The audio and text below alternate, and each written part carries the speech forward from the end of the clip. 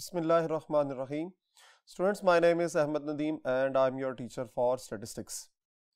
उम्मीद करता हूँ कि आप सब खैरियत से होंगे और अपना और अपने पेरेंट्स का अच्छे से ख्याल भी रख रहे होंगे और कुछ स्टडीज़ भी चल रही होंगी।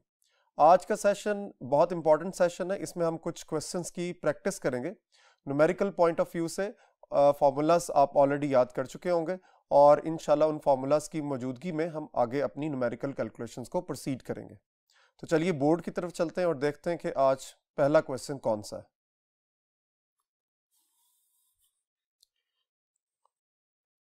हाँ जी, प्रैक्टिस क्वेश्चंस के हवाले से पहला क्वेश्चन देखिए, कैलकुलेट फर्स्ट 4 मूवमेंट्स। कीवर्ड्स हमेशा की तरह देखते जाएं, याद करते जाएं। फर्स्ट 4 मूवमेंट्स और आप वो कहां से कैलकुलेट कर रहे हैं? About mean. First 4 movements about mean आपने कैलकुलेट करने हैं, ये पहली उसकी इंस्ट्रक्शन है जी। For the following distribution about x is equals to 10, ये है एक इंपॉर्टेंट जो है वो एरिया है जो आपको समझना है कि आपको ये तो क्लियर होगी बात कि आपको first 4 movements about mean calculate करने हैं। इसका मतलब है कि मैं यहां इसको लाइन अप कर रहा हूं कि आपको कैलकुलेट करना है m1, आपको कैलकुलेट करना है m2, m3 और m4। क्लियर होगी बात? यानी calculate first 4 movements about mean को आपने इस तरह लाइन अप कर लिया। ठीक है जी। आगे, for the following distribution about x equals to 10, यानी इसने आपको फर्दर ये इंफॉर्मेशन प्रोवाइड की है कि आपने 4 मूवमेंट्स अबाउट मीन तो कैलकुलेट करने हैं डिस्ट्रीब्यूशन के लिए, लेकिन वो अबाउट x इक्वल्स टू 10 हो। तो मैंने आपको बताया था कि जब हम पढ़ रहे थे मूवमेंट्स के हवाले से, मूवमेंट्स की हमारे पास 3 टाइप्स हैं, movements about mean, movements about arbitrary origin, और ऑर्बिटरी ओरिजिन के हवाले से भी हमने फर्दर उसको 2 पोर्शंस में डिवाइड किया था, और वो था movements about A and movements about 0। ठीक है जी। सो अब यहां पर मूवमेंट्स अबाउट ए के हवाले से आपको इंफॉर्मेशन प्रोवाइड कर दी गई है, यानी आपको ए की वैल्यू क्या दी गई है? Here a is equal to 10। जब a की वैल्यू 10 हो गई तो इसका मतलब है कि अब आप movements about mean directly calculate नहीं कर सकते, जो इससे पहले भी हमने एक एग्जांपल में किया था। सो अगर a आपको मेंशन्ड है, a की वैल्यू गिवन है, तो फिर आप क्या करेंगे? आपको m1 बार भी कैलकुलेट करना है, आपको m2 बार भी कैलकुलेट करना है, m3 बार एंड m4 बार, ये सारी कैलकुलेशंस भी आप परफॉर्म करेंगे। क्वेश्चन को एक दफा फिर अंडरस्टैंड करें कि ये हमें कैसे पता चला। देखिए, फर्स्ट स्टेटमेंट अगर है calculate first 4 movements about mean, तो फिर तो आप डायरेक्टली मूव करेंगे m1, m2, m3 के फॉर्मूलाज की तरफ। लेकिन चूंकि उसने अपनी इंफॉर्मेशन को और क्लैरिफाई कर दिया है, एक और सेगमेंट ऐड कर दिया है, वो क्या है कि for the following distribution about the x is equal to 10। तो इसके लिए आपको क्या करना पड़ेगा? इसका मतलब है कि आपको पहले आपको मूवमेंट्स कैलकुलेट करने हैं अबाउट 10, यानी अबाउट a, और फिर इन मूवमेंट्स को यूज करके आपने पहुंचना है किसकी तरफ? मूवमेंट्स अबाउट मीन की तरफ। सो एक लिंक बन रहा है जिसको आपने फॉलो करना है और अच्छे तरीके से इसको अंडरस्टैंड करते हुए आगे की तरफ मूवमेंट करनी है।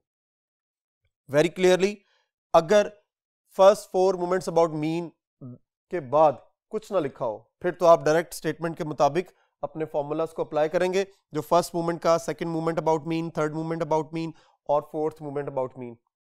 लेकिन अगर उसने उस अपनी इंफॉर्मेशन को फर्दर आगे एक्सटेंड किया हुआ है और कोई और इंफॉर्मेशन दी हुई है, तो आपने चेक कर लेना है कि क्या कहीं ये मूवमेंट्स अबाउट 0 तो नहीं है, क्या मूवमेंट्स अबाउट ए तो नहीं है।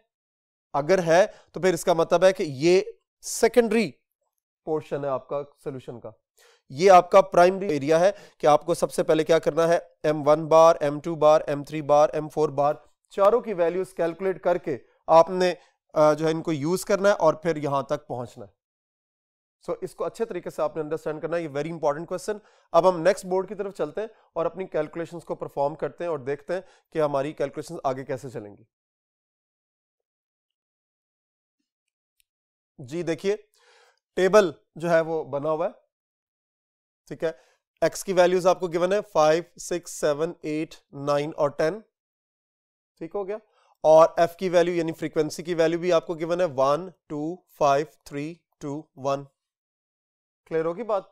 अच्छा जी, अब फॉर्मूले के मुताबिक आपको क्या करना है, देखिए क्योंकि मूवमेंट्स अबाउट मीन तो कैलकुलेट करने हैं, लेकिन उससे पहले आपने मूवमेंट्स अबाउट 10 भी कैलकुलेट करने हैं। सो आप ये कह सकते हो कि here d is equal to x minus 10। d का फॉर्मूला था आपके पास x माइनस a, लेकिन अब चूंकि a की वैल्यू गिवन है 10, तो आपका d क्या बन गया, x माइनस 10। हेंस फिर क्या होगा जी, आपका m1 बार क्या होगा, m1 bar is equal to sigma F D over sigma F, ठीक है। m2 बार क्या होगा, sigma F D square over sigma F. m3 bar क्या होगा, sigma F D cube over sigma F. और m4 बार क्या होगा, sigma F D 4 divided by sigma F. अब आपने ये सारी कैलकुलेशंस परफॉर्म करनी है, टेबल के मुताबिक आपको कैलकुलेशंस करके उनके सम्स निकाल के आपको यहां पुट अप करना है। यहां से आपको m1, m2, m3, m4 bars की वैल्यूज मिलेंगी और फिर आप इन वैल्यूज को उठाएंगे और नेक्स्ट m1 यानी movements about mean 1, m2 movements about mean 2 और m3 और m4 इसी तरह आप रिस्पेक्टिवली फाइंड करेंगे। तो चलिए पहले टेबल कंप्लीट कर लेते हैं कि टेबल के मुताबिक हमें सबसे पहले क्या रिक्वायर्ड है। हमें सबसे पहले d की वैल्यू चाहिए, क्योंकि d की वैल्यू ही f की वैल्यू से मल्टीप्लाई होगी। d की वैल्यू को f की वैल्यू से मल्टीप्लाई करेंगे तो fd आएगा और इस तरह उसका सम फिर आगे फर्दर प्रोसीड होगा। सो देखिए x और f तो अवेलेबल है, हमारा फर्स्ट कॉलम जो जनरेट होगा वो होगा d का, और d आपको पता है क्या है जी, याद रखना है x की वैल्यू में से 10 को माइनस करना है। तो जरा देखिए क्या आ रहा है, x की पहली वैल्यू 5 है और d की वैल्यू क्या है 10, तो d का पहला आंसर क्या आ गया, -5। 5 माइनस 10 तो आंसर -5। अब 6 यहां पे लगाएंगे, 6 माइनस 10 -4, फिर 7 लगाएंगे, 7 माइनस 10 -3, फिर उसके बाद 8 जब पुटअप करेंगे तो -2, और उसके बाद 9 -1 एंड देन 0। इस तरह आपके पास d का आंसर आ गया। अब अकॉर्डिंग टू द फॉर्मूला आप अपनी कैलकुलेशंस को परफॉर्म करते रहेंगे। d की हर वैल्यू f की रिस्पेक्टिव वैल्यू से मल्टीप्लाई होगी और ये fd का कॉलम जनरेट होगा। हम हेडिंग्स पहले लिख लेते हैं कॉलम्स की। d आपके पास कैलकुलेट हुआ है, तो उसके बाद क्या होगा, fd देन fd स्क्वायर, उसके बाद fd cube and then finally fd4। ठीक हो गया जी। अब आपको उसके अकॉर्डिंगली कैलकुलेट करना है। देखिए यहां पर मैंने कुछ चीजें डायरेक्ट भी की हैं, ये अब आपकी अपनी चॉइस है। आप अगर चाहते हैं कि d का कॉलम अलग से कैलकुलेट करें, फिर fd निकालें, फिर d स्क्वायर कैलकुलेट करें, फिर fd स्क्वायर निकालें, फिर d क्यूब निकालें और fd क्यूब कैलकुलेट करें, इट्स अप टू यू। आप अगर अपने कॉलम्स को एक्सटेंड करना चाहते हैं यू कैन प्रोसीड, लेकिन इट्स मच बेटर कि अपने टाइम को सेव करते हुए आप वो टेक्निक्स ऑप्ट करें कि जो आपके क्वेश्चन को इजीली इन टाइम सॉल्व करवा सके। सो इसलिए मैंने यहां पर fd को सॉल्व करने के बाद डायरेक्टली जो है वो fd स्क्वायर कैलकुलेट किया। वो कैसे करेंगे वो भी मैं आपको गाइड करूंगा ताकि आपको ज्यादा कॉम्प्लिकेशंस का सामना ना हो। अच्छा जी, fd कैसे आएगा, fd f की वैल्यू 1 है, d की वैल्यू -5 है, तो आपके पास आंसर क्या आएगा, -6। फिर उसके बाद 2 multiply by -4 is minus 8, 5 3s are 15 minus 15, 2 3 2s are 6 minus 6, 2 1s are 2 minus 2 और ये 0 आ गया। ठीक है जी। अब आप क्या करेंगे, गौर कीजिए कि ये वैल्यू है आपकी एफ डी की। अगर इस वैल्यू में डी को मल्टीप्लाई कर दें, जरा गौर कीजिए कि एफ और डी ऑलरेडी मल्टीप्लाइड है।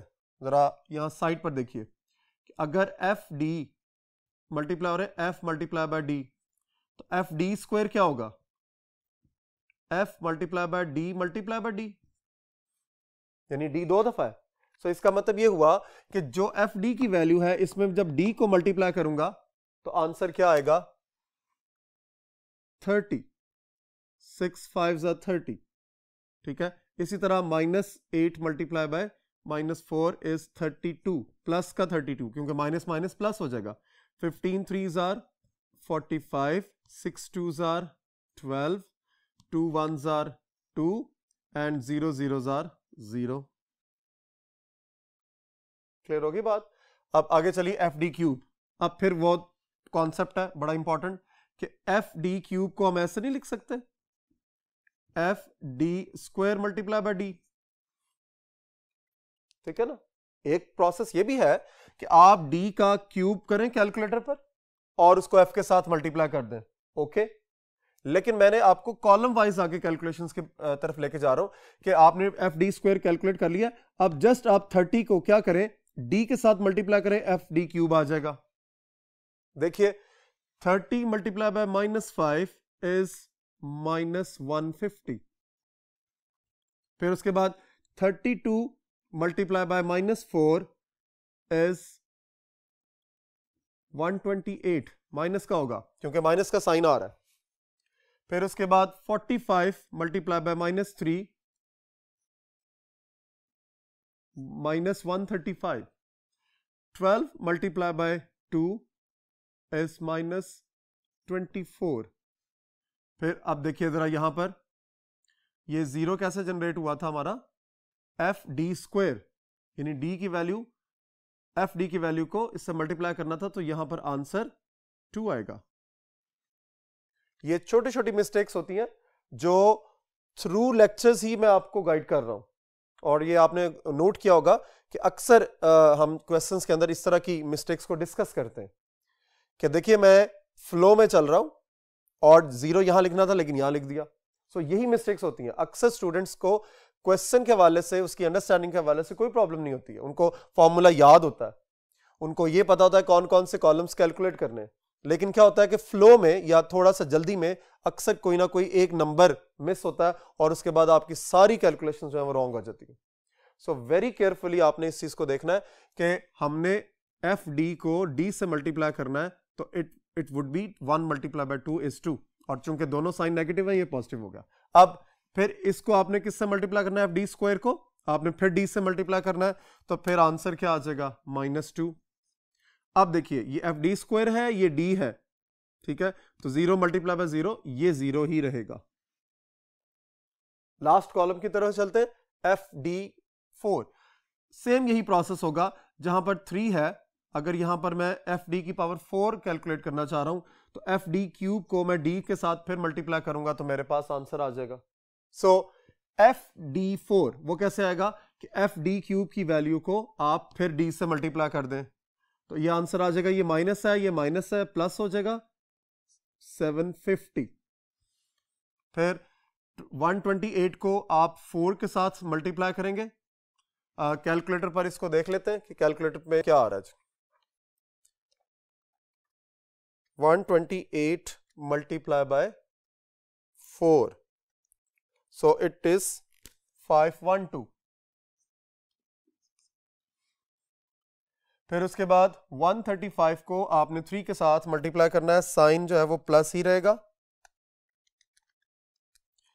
It is 405। फिर उसके बाद एफ डी क्यूब -24 और डी इज 2, तो ये आ जाएगा आपके पास 48। तो 2 multiply by -1 is 2 and again this is 0। अब आपको क्या करना है, इन सब कॉलम्स का सम चाहिए आपको, वो क्या है जी, जरा एफ डी से स्टार्ट करेंगे। -6 -8 -15 -6 -2, it is -37। ठीक है जी, आगे चलें। F D square 32, sorry first value is 30, 30 plus 32 plus 45 plus 12 plus 2 और प्लस 0, इट इज 121। नेक्स्ट इस कॉलम में आ जाइए, एफ डी के क्यूब को आप फाइंड करेंगे, इसके सम को, तो ये सारी वैल्यूज जो है वो माइनस की हैं। -150 -128 -135 -24 -2, इसका आंसर आ रहा है जी -439। नेक्स्ट लास्ट कॉलम है सम्स के हवाले से, 750 plus 512 plus 405 plus 48 plus 2, it is now 1717। लें जी, आपकी कैलकुलेशन जो है वो मैक्सिमम कंप्लीट हो गई है। अब आपको सिग्मा एफ भी रिक्वायर्ड है।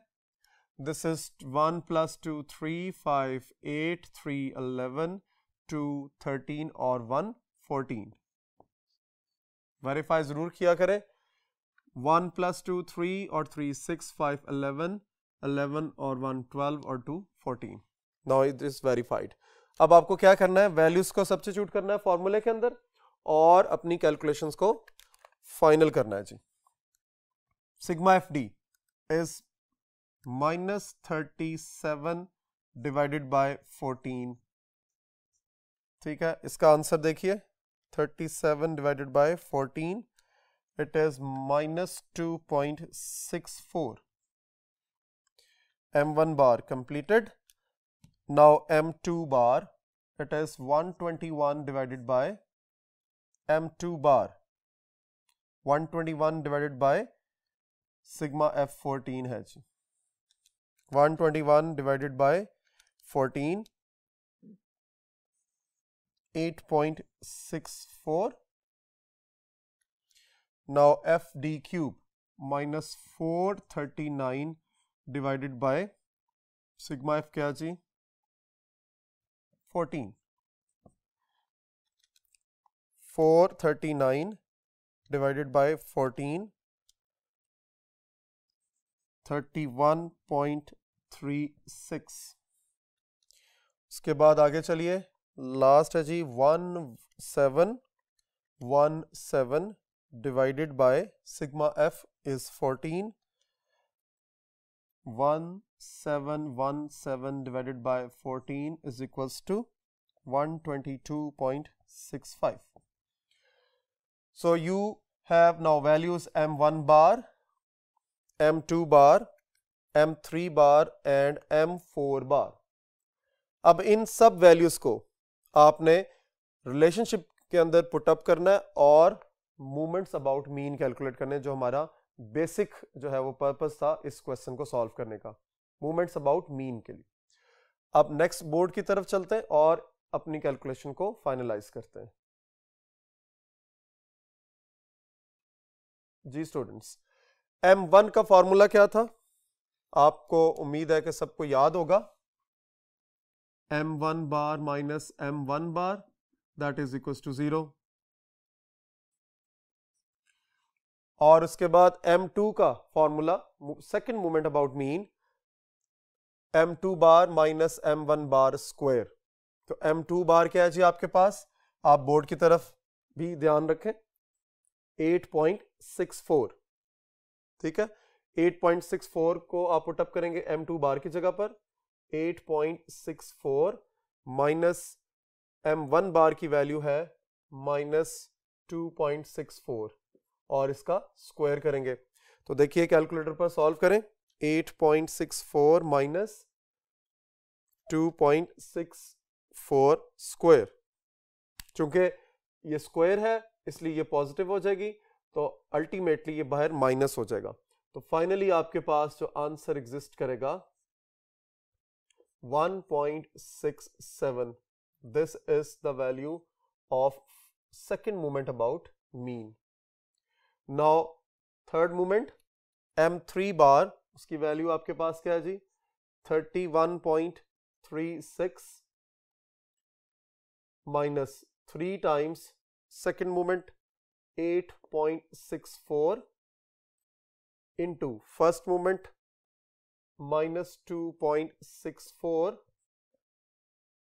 और उसके बाद plus 2 times m1 bar, it is minus 2.64 की पावर 3। ये बड़ा अहम पोर्शन है क्वेश्चन का, आपने अंडरस्टैंड करना है। एक भी साइन की गलती आपके सारे क्वेश्चन को रॉन्ग कर देगी। तो बहुत केयरफुली कि एक चीज देखनी है आपने कि माइनस 2.64 है इस पर्टिकुलर रीजन के अंदर, और जब वो बाहर इस माइनस से मल्टीप्लाई होगा तो ये प्लस हो जाएगा, माइंड इट। उसके बाद माइनस 2.64 की पावर 3 लेंगे तो वो माइनस हो जाएगा, और माइनस जब प्लस से इधर मल्टीप्लाई होगा तो इसका आंसर क्या होगा? ये भी नेगेटिव हो जाएगा। सो ये आंसर पॉजिटिव होगा, ये नेगेटिव बाहर आएगा, इधर इसको पॉजिटिव कर देगा, और यहां से जो एंड में है वो नेगेटिव होने की वजह से बाहर पॉजिटिव है, और वो नेगेटिव पॉजिटिव नेगेटिव हो जाएगा। सो इस साइन को आपने बड़े अच्छे तरीके से क्लियरली माइंड के अंदर रखना है।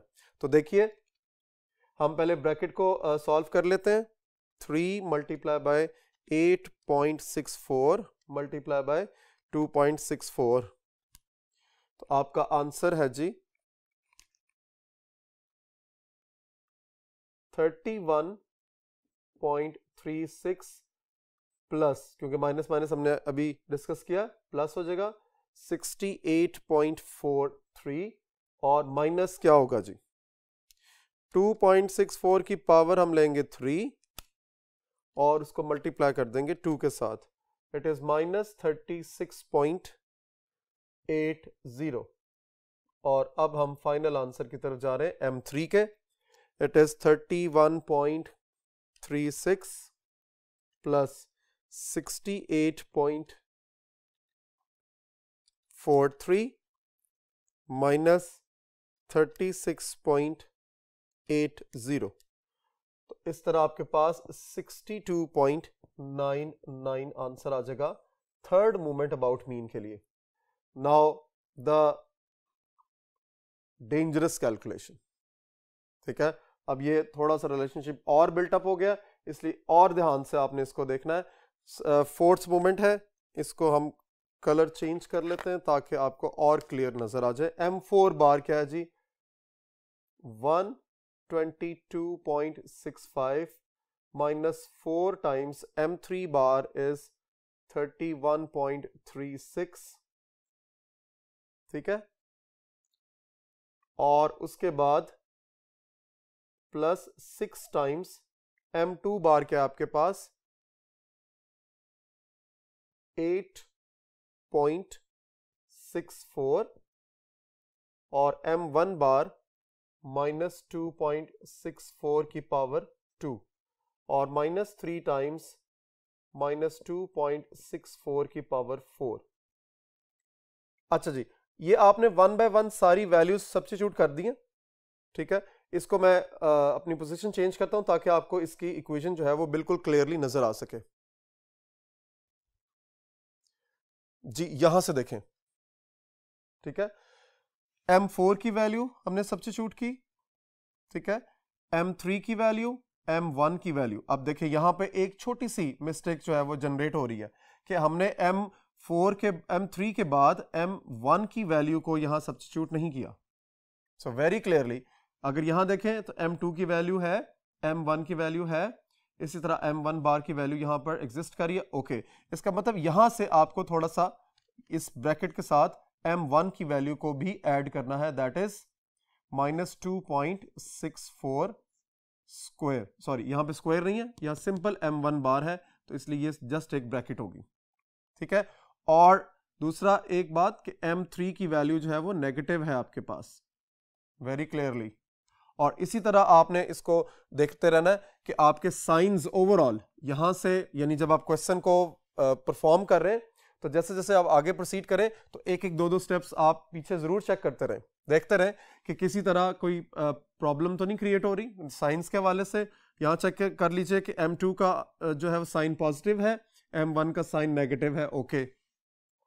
अब यहाँ M3 बार जो है वो आप देखें, अगर तो M3 का साइन नेगेटिव है। अब इस एक नेगेटिव होने की वजह से आपके आंसर पर फर्क पड़ जाएगा।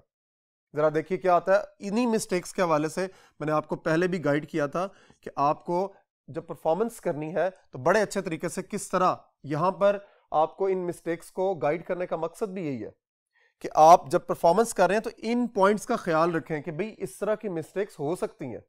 तो जब इस तरह की मिस्टेक्स हो सकती हैं तो आपने इसको अपने मिस्टेक्स को किस तरह ठीक करना है, तो वो यही क्राइटेरिया है कि आप वन बाय वन जब जैसे आगे स्टेप हो तो एक दफा पीछे देख लें। देखिए फौरन हमारी दो मिस्टेक्स पकड़ी गई। कौन कौन सी? एक वो साइन के हवाले से और एक यहां पर हमने M1 बार जो है उसकी वैल्यू नहीं पुटअप की थी। सो इसको री कैलकुलेट कर लें, वेरीफाई कर लें कि आंसर जो है वो हमारा कितना डिफरेंस क्रिएट हो रहा है। -31.36 प्लस 68.43 माइनस 36.80। तो देखिए आंसर जो है वो आपका कहां से कहां तक मूव कर गया। इट इज जस्ट नाउ क्या जी 0.27, the horrible situation. So be careful, be careful. क्यों? क्योंकि इस तरह की मिस्टेक्स जो है इन क्वेश्चंस में होती हैं।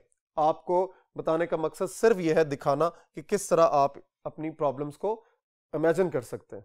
ठीक है, अब आइए यहां पर अपनी कैलकुलेशंस को देखें कि हमने किस तरह आगे इसको, अब ये कैसे परफॉर्म करना है। यहां पर भी मैं यही गाइड करूंगा कि आप पहले ब्रैकेट को सॉल्व करें। ये फर्स्ट पोर्शन है, ये सेकंड पोर्शन और ये थर्ड पोर्शन।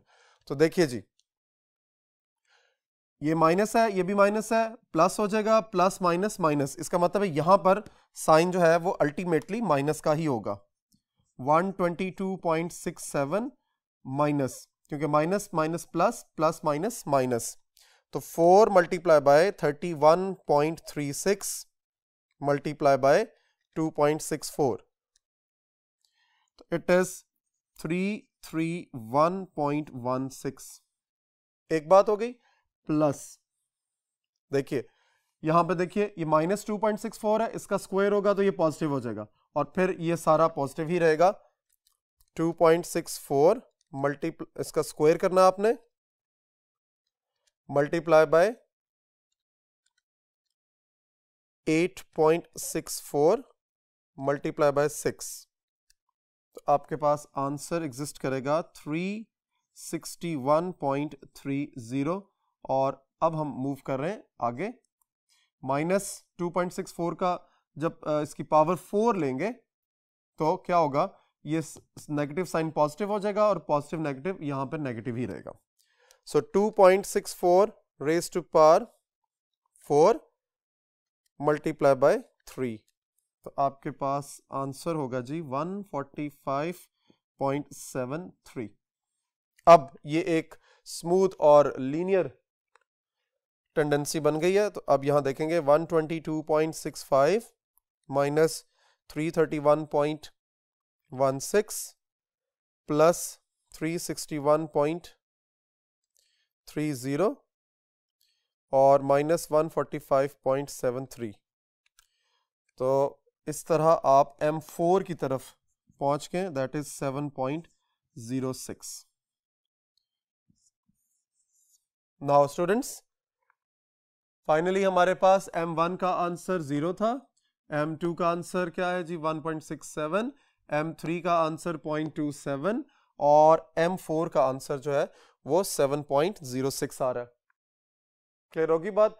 होप ये एग्जांपल आपको यहां समझ आ गई होगी। अब हम बढ़ते हैं अपनी अगली एग्जांपल की तरफ, अपने अगले क्वेश्चन की तरफ, और देखते हैं कि अब नेक्स्ट हमारी कैलकुलेशन जो है वो क्या है जी।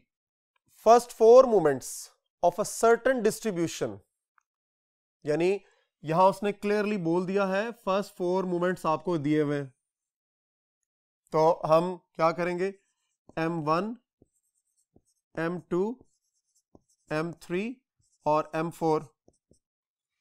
क्या ये बात सही है? बिल्कुल गलत है। क्यों भला? मैंने आपको पहले कहा कि क्वेश्चन की स्टेटमेंट को अच्छे तरीके से अंडरस्टैंड करके आपने आगे मूव करना है। ऐसे नहीं करना कि जी फर्स्ट 4 मोमेंट्स ओके, इसका मतलब है M1, M2, M3, M4 दिए। देखिए, अगर मोमेंट्स की बात हो रही है तो इसका मतलब है कि वो M1 बार, M2 बार, M3 बार और M1, M4 बार के बारे में भी बात कर सकते हैं।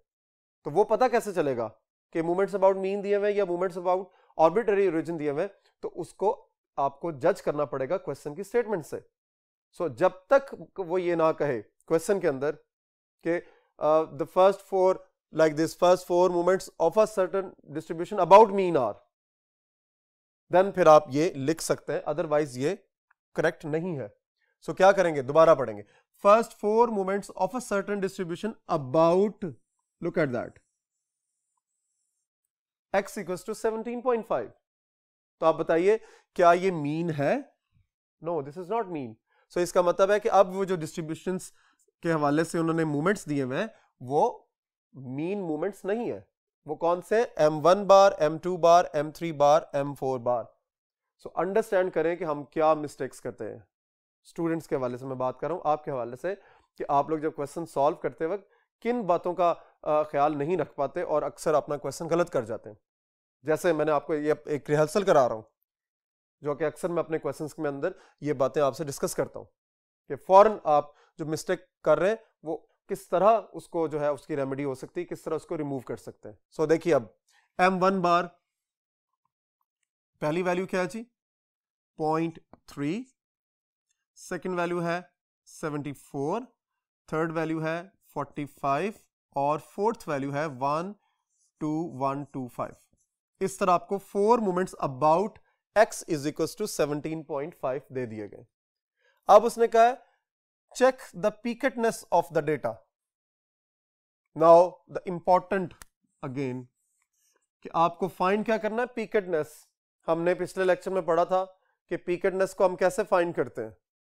मूवमेंट्स रेशो के हवाले से ये बात हो रही है कि मूवमेंट्स रेशो में आपने पीकेटनेस को भी टेस्ट किया था, चेक किया था, और वो टर्म कौन सी थी? कर्टोसिस। सो कर्टोसिस जो है वो एक्चुअली यहां हम फाइंड करना चाह रहे हैं, और उसके लिए रेशो कौन सी थी? B2, और वो किसके इक्वल है? M4 divided by M2 square. यानी आपको fourth movement about mean calculate करना है और आपको second movement about mean calculate करना है, और फिर आपको इस फॉर्मूले के अंदर पुटअप करके फाइनली बताना है कि पीकेटनेस ऑफ द डिस्ट्रीब्यूशन या पीकेटनेस ऑफ द डेटा क्या है। सो चलिए आप देखते हैं, M2 की तरफ चलते हैं। पहले M2 का फॉर्मूला है M2 बार माइनस M1 बार। तो इसका आंसर देख लीजिए, 74 माइनस 0.3 का स्क्वायर। तो कैलकुलेटर पे देख लें, 74 minus 0.3 square, so it is 73.91। M2 आपका कैलकुलेट हो गया। अब इसी तरह M4 आपने कैलकुलेट करना है, that is M4 bar minus 4 times M3 M1 bar plus 6 times M2 bar M1 bar square और माइनस 3 टाइम्स M1 बार का जो पावर है वो 4 है। अच्छा जी, अब वैल्यूज को सब्स्टिट्यूट कर दें। M4 बार क्या है जी आपके पास? 12125 माइनस 4 टाइम्स M3 बार क्या है जी? 45 और M1 बार क्या है? 0.3 प्लस 6 टाइम्स M2 बार क्या है? 74 इंटू M1 बार आपके पास क्या है? 0.3 और इसका आपने स्क्वायर लेना है, माइनस 3 टाइम्स M1 बार 0.3 की पावर 4। अब कैलकुलेटर पर आप डायरेक्ट भी सॉल्व कर सकते हैं। कैसे? 12125 minus 4 times 45 times 0.3 plus 74 multiply by 0.3 की power 2 minus 3 multiply by 0.3 raise to power 4। इस तरह आपके पास जो आंसर एग्जिस्ट करेगा वो क्या हो जाएगा जी, 12077.63। क्लियर होगी बात।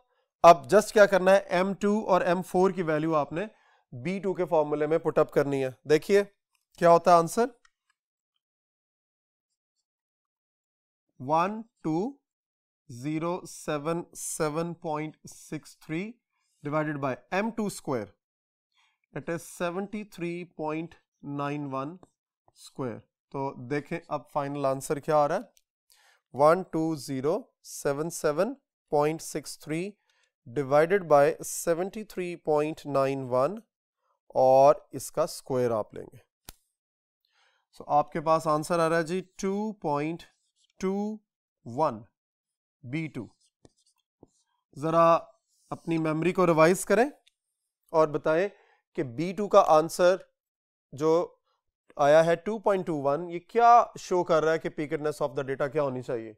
देखिए हमने डिस्कस किया था कि B2 का आंसर 3 के साथ कंपेयर करते हैं।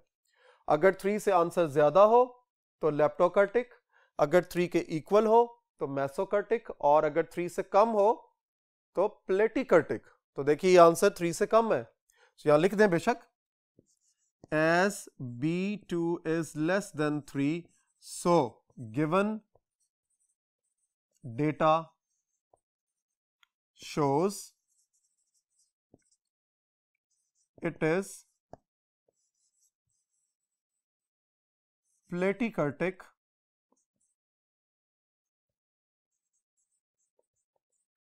distribution।